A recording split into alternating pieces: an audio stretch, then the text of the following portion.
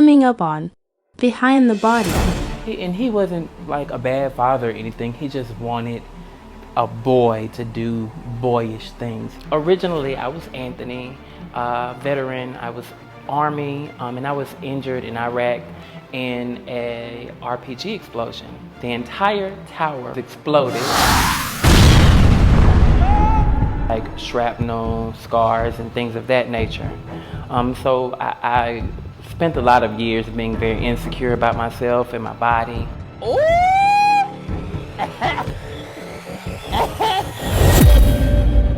I don't mind sharing my story as long as it's helping somebody.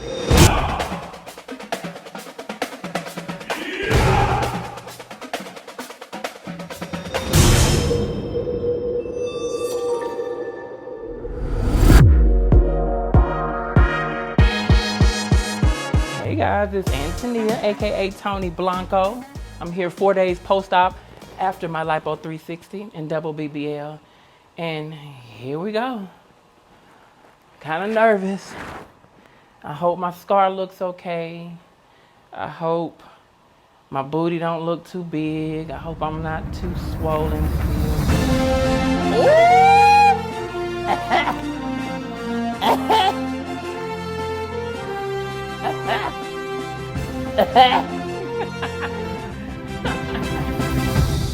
Did you even doubt me?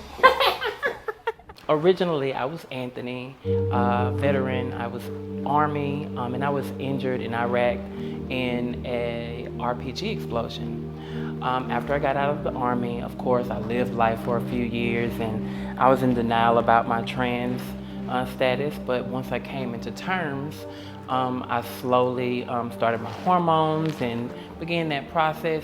And one of the most important parts of the process was getting my feminine curves. And I did my consultation with goals. Everything was pretty straightforward. And once I came here, I got my pre-op and everything taken care of, and then I got my surgery done. Good morning, guys. My name is Antonia, and I'm here for my Flex 360 and double BBL. Wish me luck. I'm nervous. You ready? I'm ready. As ready as I'm gonna be. As a child, I was just a big ball of cis. I was so soft. I was very feminine. I used to get in trouble all the time because I would always have my hand on my hip like I do now. My dad would fuss at me because my pants were too high, or I would hold my hand like this, and he tried to force me to do sports. He tried to make me, and he wasn't like a bad father or anything. He just wanted a boy to do boyish things. He wanted them to follow in his path. And I was never that, but he kind of forced me to be that. Early on, they should have known that I was trans, but I was in denial up until the age of 36. So that's when I began my transition, which is very late. So I'm jumping into it like head on, and I have no time to waste. After high school, I joined the Army. I was stationed at Fort Polk, and we ended up getting deployed to Iraq. While I was in Iraq, I was removed from my finance office into tower guard. I dreaded that because tower guard, just what it is, guard. And guess what? I got hurt on tower guard. My tower was hit with an RPG rocket. The entire tower exploded.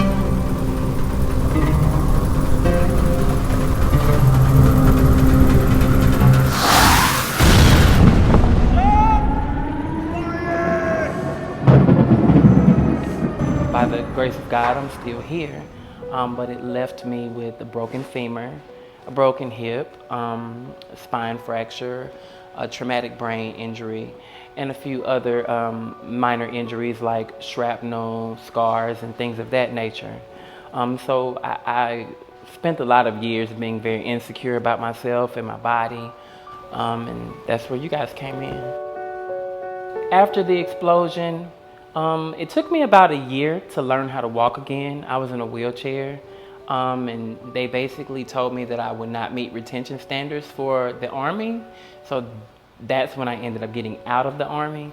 But I spent a long time trying to learn how to walk, and once I learned how to walk, I had to learn how to walk right, because I always had a walk where I would hike my hip up like this because I was afraid of hurting it. Ooh, damn! That could have been perfect. But I had to kind of have faith and trust that I was not gonna hurt myself. Mentally, after the explosion and on probably for the next couple of years, I was an emotional wreck. I spent a lot of time in relationships where I shouldn't have been trying to be in a relationship with anyone because I wasn't right mentally. I was having nightmares. I was waking up in cold sweats. I was in an abusive situation verbally. It was just a lot. And then shortly after, and this kind of blends all together, shortly after I learned how to walk, my mom passed away. So I went into a really deep depression. I wasn't myself for a very long time. I gained a lot of weight. And that just led to more insecurities. And over time, I just got comfortable with being insecure with myself. I stopped really caring about what my body looked like. I stopped really caring about, anything materialistic. Some people do already know me, and if you don't know me, I was Anthony on Catfish, season 2, episode 2, where I met someone by the name of Famel, but he was known to me as Mark, and I dated him for about a year, and we just had a phone relationship. We never physically met, and that was during that period where I was depressed and I was kind of searching for something, and I leaned on him because he gave me that emotional support that I was really needing. But he catfished me. It led to me going to meet him multiple times and him constantly standing me up. And eventually, when we actually met, it was with the crew of Catfish, and they proved that it really was not him. So that's how the world initially met me. And then I became kind of known from a scene on Catfish, which is now a meme, and it's referred to as This Too Much. And that's pretty big, so a lot of people do know me by that meme. So getting notoriety after doing Catfish, it affected my life, in my opinion, in a negative way, because I didn't want to be known for being catfished. Of course, it did give me a little bit of publicity. It opened up a few doors. I ended up moving to New York, but I didn't want to be seen in that light because people naturally saw me as a naive person. And it also made it to where I was a magnet for other catfish. Everybody feel like, oh, this bitch dumb. Yeah, we gonna try to. But I overcame that, and I learned how to have control over that. So I started posting the memes. I started making jokes about it. So instead of it being a negative thing, I took it back. Now, seeing myself on camera on Catfish, that was kind of a weird moment for me because I've been a fake person for a very long time. I've put on a facade and I've tried to be a masculine person just because I wanted approval from my family and my father and society.